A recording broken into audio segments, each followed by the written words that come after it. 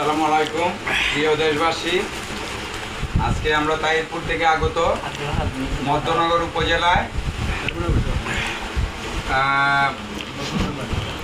হয়তো মজনু ভাইয়ের রুমে আছি আমরা, চেয়ারম্যান সাহেবের। তো আমরা রাত্রে যাপন করতেছি। হয়তো আমরা সবারই ইচ্ছা ছিল হয়তো কোনো না কোনো কিছু আমরা খাওয়ার একটা অবস্থান নেব। তো মন চাইলো খাওয়ার মতো কি খাওয়া যায়, শুকনা খাবার। তো আমাদের মাফিক ভাইয়ের ছেলে লাকসাব মিয়াই বলতেছে, চলো মামা আমরা ঝালমুড়ি খাই।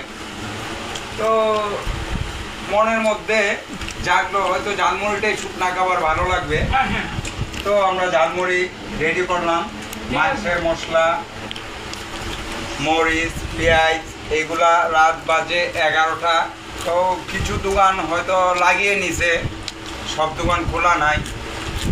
সবগুলাই তৈরি করতে গিয়া মিলাইতে গিয়ে খুব কষ্ট হয়েছে। এরপরও আনলাম সবাই মিলে এনজয় করব। তো খুব ভালো লাগতেছে।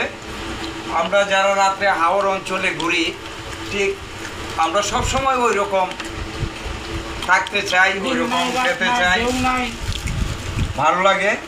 তো আমার পরিবর্তে আমাদের ভাইগনা লাকসাব উনি কিছু কথা বলবেন প্রিয় দেশবাসীর পক্ষে, আপনারা শুনবেন।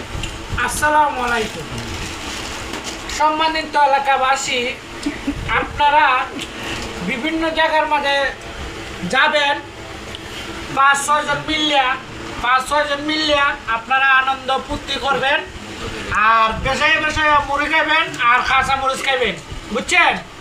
আপনারা বেশায় বেশায় মরিচ খেলে শরীরের উপকার আছে, স্বাস্থ্যের উপকার আছে, হ্যাঁ, ব্রেন ভালো থাকবো, সব কিছু ভালো থাকবো।